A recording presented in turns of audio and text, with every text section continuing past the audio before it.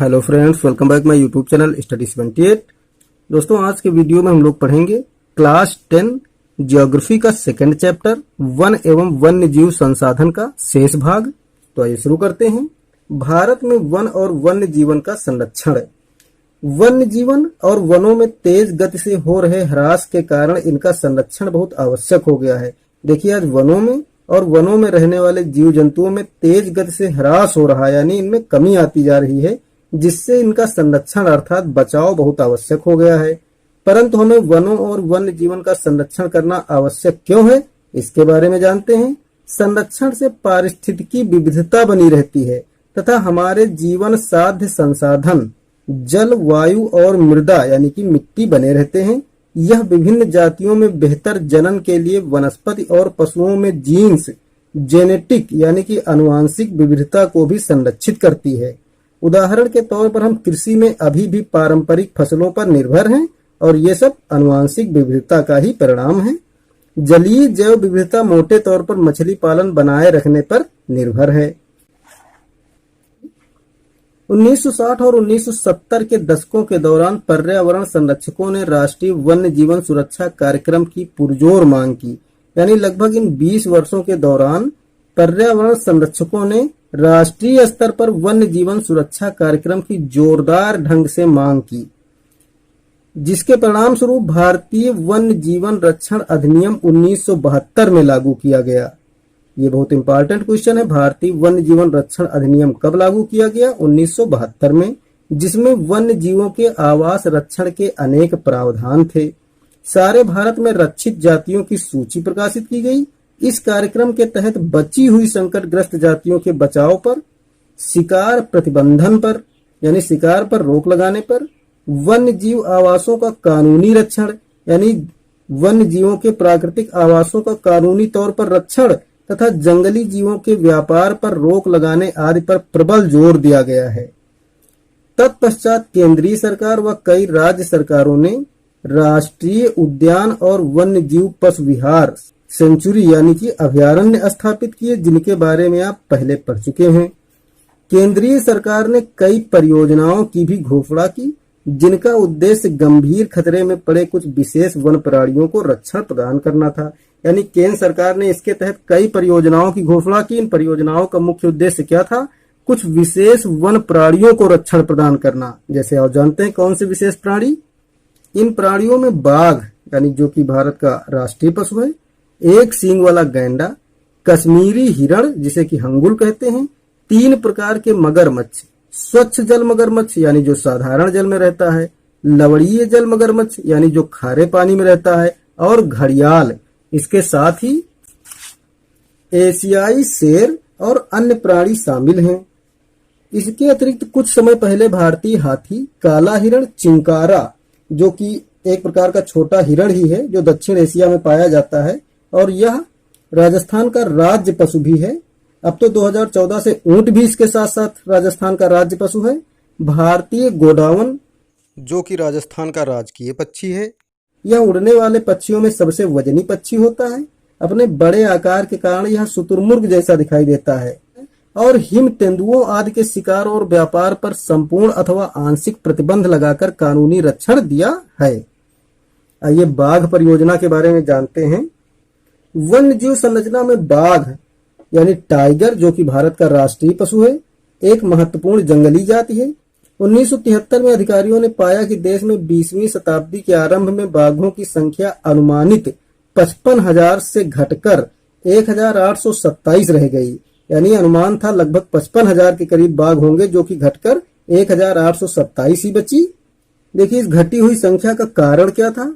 बाघों को मारकर उनको व्यापार के लिए चोरी करना, आवासीय स्थलों का सिकुड़ना यानी जहां पर बाघ अपने प्राकृतिक आवासों में रहते थे उन स्थलों का कम पड़ना, भोजन के लिए आवश्यक जंगली उपजातियों की संख्या कम होना यानी बाघ अपने भोजन के रूप में जिन जंतुओं का शिकार करते हैं उनकी संख्या का भी कम होना, और मानव जनसंख्या में वृद्धि बाघों की घटती जनसंख्या के मुख्य कारण है। बाघों की खाल का व्यापार और उनकी हड्डियों का एशियाई देशों में परंपरागत औषधियों में प्रयोग के कारण यह जाति विलुप्त की कगार पर पहुंच गई है। देखिए, बाघों की खाल का और उनकी हड्डियों का एशियाई देशों खासकर जैसे चीन में परंपरागत औषधियों में इसका प्रयोग करते हैं, जिसके कारण यहाँ भारत में बहुत ज्यादा मात्रा में इनका शिकार किया जाता है और चोरी छिपे इनकी खाल और हड्डियों को बेचा जाता है, जिसके कारण इनकी जाति विलुप्त के कगार पर पहुंच गई है। चूंकि भारत और नेपाल दुनिया की 2/3 बाघों को आवास उपलब्ध कराते हैं, यानी पूरे विश्व के 2/3 बाघ केवल भारत और नेपाल में ही पाए जाते हैं, अतः ये देश ही शिकार चोरी और गैर कानूनी व्यापार करने वालों के मुख्य निशाने पर हैं। देखिए सीधी सी बात है, जहां पर ज्यादा पाए जाएंगे वहीं पर शिकार और चोरी करने वाले भी ज्यादा होंगे। प्रोजेक्ट टाइगर विश्व की बेहतरीन वन्य जीव परियोजनाओं में से एक है और इसकी शुरुआत 1973 में हुई। देखिए ये डेट भी आपको याद रखना है। भारतीय वन्य जीवन रक्षण अधिनियम 1972 में लागू हुआ था और उसी के ठीक अगले साल 1973 में प्रोजेक्ट टाइगर की शुरुआत हुई। बाघ संरक्षण मात्र एक संकटग्रस्त जाति को बचाने का प्रयास नहीं है, अपितु इसका उद्देश्य बहुत बड़े आकार के जैव जाति को बचाना भी है। उत्तराखंड में कार्बेट राष्ट्रीय उद्यान, पश्चिम बंगाल में सुंदरवन राष्ट्रीय उद्यान, मध्य प्रदेश में बांधवगढ़ राष्ट्रीय उद्यान, राजस्थान में सरिस्का वन्य जीव पशु विहार, असम में मानस बाघ रिजर्व और केरल में पेरियार बाघ रिजर्व भारत में बाघ संरक्षण परियोजनाओं के उदाहरण हैं। देखिए ये तो कुछ प्रमुख नाम देकर केवल उदाहरण दिया गया है, जबकि वर्तमान में भारत में लगभग 50 टाइगर रिजर्व हैं जो बाघों को संरक्षण दे रहे हैं। आजकल संरक्षण परियोजनाएं जैव विविधताओं पर केंद्रित होती हैं, न कि इनके विभिन्न घटकों पर। यानी आजकल जो संरक्षण परियोजनाएं होती हैं ये पूरी जैव विविधता पर केंद्रित होती हैं, न कि इसके एक एक घटक पर। संरक्षण के विभिन्न तरीकों की गहनता से खोज की जा रही है, यानी नए नए संरक्षण के तरीके खोजे जा रहे हैं। संरक्षण नियोजन में कीटों को भी महत्व मिल रहा है। देखिए पहले केवल बड़े जीव जंतुओं को ही संरक्षण के लिए महत्व दिया जाता था, लेकिन आजकल कीटों को भी महत्व दिया जा रहा है। वन्य जीव अधिनियम 1980 और 86 के तहत सैकड़ों तितलियों, पतंगों, भृंगों और एक ड्रैगन फ्लाई को भी संरक्षित जातियों में शामिल किया गया है। 1991 में पौधों की भी 6 जातियां पहली बार इस सूची में रखी गईं, यानी अब तक पौधों की कोई भी जाति इस सूची के अंतर्गत नहीं रखी गई थी। वन और वन्य जीव संसाधनों के प्रकार और वितरण। यदि हम वन और वन्य जीव संसाधनों को संरक्षित करना चाहें तो उनका प्रबंधन, नियंत्रण और विनियमन यानी कि नियमित करना अपेक्षाकृत कठिन है। भारत में अधिकतर वन और वन्य जीवन या तो प्रत्यक्ष रूप से सरकार के अधिकार में है या वन विभाग अथवा अन्य विभागों के जरिए सरकार के ही प्रबंधन में है। इन्हें निम्नलिखित वर्गों में बांटा गया है, यानी वनों को किन किन वर्गों में बांटा गया है देखते हैं। पहला है आरक्षित वन। देश में आधे से अधिक वन क्षेत्र आरक्षित वन घोषित किए गए हैं। जहां तक वन और वन्य प्राणियों के संरक्षण की बात है, आरक्षित वनों को सर्वाधिक मूल्यवान माना जाता है। दूसरे है रक्षित वन। वन विभाग के अनुसार देश के कुल वन क्षेत्र का 1/3 हिस्सा रक्षित वन है। देखिए आधे से अधिक तो आरक्षित वनों के अंतर्गत आते हैं, जबकि 1/3 वन जो हैं रक्षित वनों के अंतर्गत आते हैं। इन वनों को और अधिक नष्ट होने से बचाने के लिए इनकी सुरक्षा की जा रही है। तीसरे हैं अवर्गीकृत वन। अन्य सभी प्रकार के वन, यानी जो कि न तो आरक्षित वनों के अंतर्गत आते हैं और न ही रक्षित वनों के अंतर्गत, इन सभी प्रकार के वन और बंजर भूमि जो सरकार, व्यक्तियों और समुदायों के स्वामित्व में होते हैं, अवर्गीकृत वन कहलाते हैं। आरक्षित और रक्षित वन ऐसे अस्थायी वन क्षेत्र होते हैं जिनका रख रखाव इमारती लकड़ी, अन्य वन पदार्थों और उनके बचाव के लिए किया जाता है। मध्य प्रदेश में अस्थायी वनों के अंतर्गत सर्वाधिक क्षेत्र हैं, जो कि प्रदेश के कुल वन क्षेत्र का भी 75% है। यानी मध्य प्रदेश के कुल वन क्षेत्र का 75% हिस्सा जो है वो आरक्षित और रक्षित वनों के अंतर्गत आते हैं। इसके अतिरिक्त जम्मू और कश्मीर, आंध्र प्रदेश, उत्तराखंड, केरल, तमिलनाडु, पश्चिम बंगाल और महाराष्ट्र में भी कुल वनों का एक बड़ा अनुपात आरक्षित वनों के अंतर्गत आता है। यानी इन राज्यों में भी ज्यादा हिस्सा आरक्षित वनों के अंतर्गत ही आता है, जबकि बिहार, हरियाणा, पंजाब, हिमाचल प्रदेश, उड़ीसा और राजस्थान में कुल वनों में रक्षित वनों का एक बड़ा अनुपात है। पूर्वोत्तर के सभी राज्यों में और गुजरात में अधिकतर वन क्षेत्र अवर्गीकृत वन है। देखिए पूर्वोत्तर के राज्यों जैसे असम, अरुणाचल प्रदेश, सिक्किम, मेघालय, मिजोरम, त्रिपुरा आदि राज्यों में और गुजरात में अधिकतर वन क्षेत्र अवर्गीकृत वन हैं, यानी ये ना तो रक्षित वनों के अंतर्गत आते हैं और ना ही आरक्षित वनों के अंतर्गत, तथा स्थानीय समुदायों के प्रबंधन में है। यानी पूर्वोत्तर राज्यों के अधिकतर वन जो हैं वो अवर्गीकृत हैं और स्थानीय समुदायों के प्रबंधन में है, ना कि सरकार के प्रबंधन में। समुदाय और वन संरक्षण। वन संरक्षण की नीतियां हमारे देश में कोई नई बात नहीं है। हम आमतौर पर इस बात से अनजान हैं कि वन हमारे देश में कुछ मानव प्रजातियों के आवास भी हैं। देखिए बहुत से आज भी आदिवासी जातियां वनों में ही रहती हैं, उन्हीं पर निर्भर रहती हैं। भारत के कुछ क्षेत्रों में तो स्थानीय समुदाय सरकारी अधिकारियों के साथ मिलकर अपने आवास स्थलों के संरक्षण में जुटे हैं, क्योंकि इसी से ही दीर्घकाल में उनकी आवश्यकताओं की पूर्ति हो सकती है। सरिस्का बाघ रिजर्व जो कि राजस्थान में है, में राजस्थान के गांवों के लोग वन्य जीव रक्षण अधिनियम के तहत वहां से खनन कार्य बंद करवाने के लिए संघर्षरत हैं। देखिए सरिस्का बाघ रिजर्व में राजस्थान के गांवों के लोग जो हैं वे लोग मिलकर यहाँ खनन कार्य को बंद करवाने के लिए प्रयास कर रहे हैं लगातार।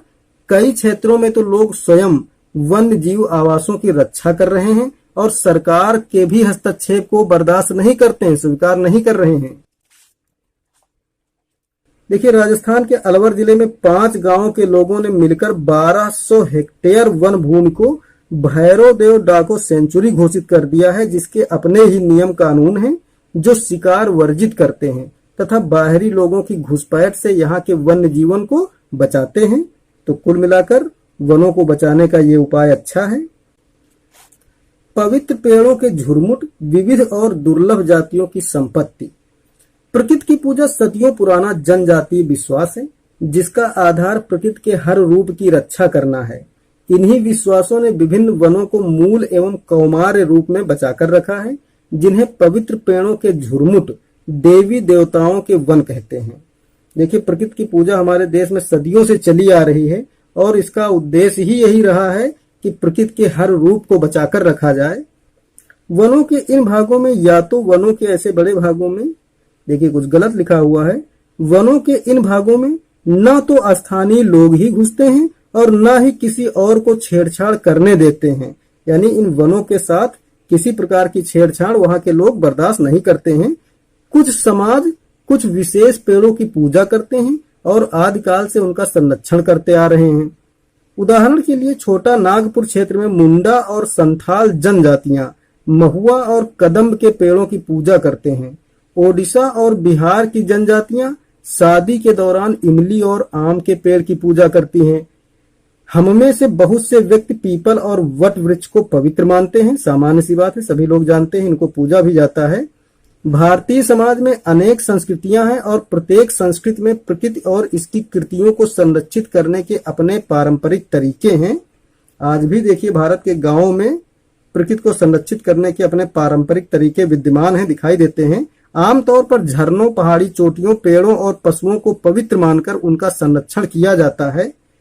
आप अनेक मंदिरों के आसपास बंदर और लंगूर पाएंगे। उपासक उन्हें खिलाते पिलाते हैं और मंदिर के भक्तों में गिनते हैं। राजस्थान में बिश्नोई गांवों के आसपास आप काले हिरण, चिंकारा, नीलगाय और मोरों के झुंड देख सकते हैं, जो वहां के समुदाय का अभिन्न हिस्सा है और कोई उनको नुकसान नहीं पहुंचा पाता। देखिए इन उदाहरणों से पता चलता है कि भारत में शुरू से ही किसी न किसी रूप में प्राकृतिक जीव जंतुओं और वनस्पतियों को सुरक्षित रखने के उपाय किए जा रहे हैं। हिमालय में प्रसिद्ध चिपको आंदोलन, देखिए बहुत फेमस आंदोलन रहा। यह आंदोलन भारत के उत्तराखंड, जो कि पहले उत्तर प्रदेश का ही हिस्सा था, उसके चमोली जिले में किसानों ने वनों की कटाई का विरोध करने के लिए प्रारंभ किया था। वे राज्य के वन विभाग के ठेकेदारों द्वारा वनों की कटाई का विरोध कर रहे थे। यानी वहां के किसान जो थे वन विभाग के ठेकेदारों का विरोध कर रहे थे कि हम पेड़ नहीं काटने देंगे। और इस आंदोलन में महिलाओं ने भी बढ़ चढ़ कर भाग लिया था। जब पेड़ काटने वाले आते थे तो महिलाएं और पुरुष पेड़ों से चिपक जाते थे, यानी कि लिपट जाते थे और पेड़ नहीं काटने देते थे। इसीलिए इस आंदोलन का नाम चिपको आंदोलन पड़ा। तो हिमालय में प्रसिद्ध चिपको आंदोलन कई क्षेत्रों में वन कटाई रोकने में ही कामयाब नहीं रहा, अपितु यह भी दिखाया कि स्थानीय पौधों की जातियों को प्रयोग करके सामुदायिक वनीकरण अभियान को सफल बनाया जा सकता है। पारंपरिक संरक्षण तरीकों को पुनर्जीवित अथवा पारिस्थितिकी कृषि के नए तरीकों का विकास अब व्यापक हो गया है।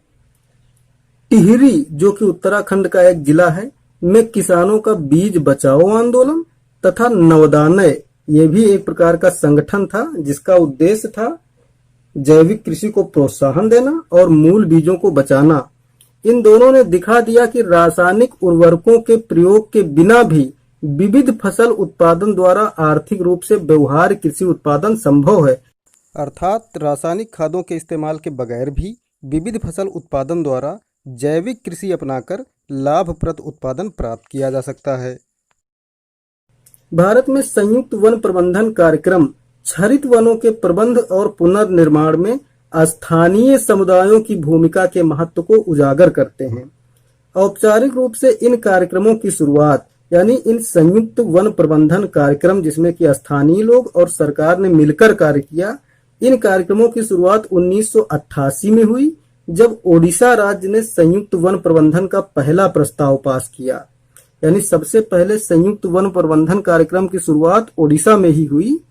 वन विभाग के अंतर्गत संयुक्त वन प्रबंधन हरित वनों के बचाव के लिए कार्य करता है और इसमें गांव के स्तर पर संस्थाएं बनाई जाती हैं जिसमें ग्रामीण और वन विभाग के अधिकारी मिलकर कार्य करते हैं।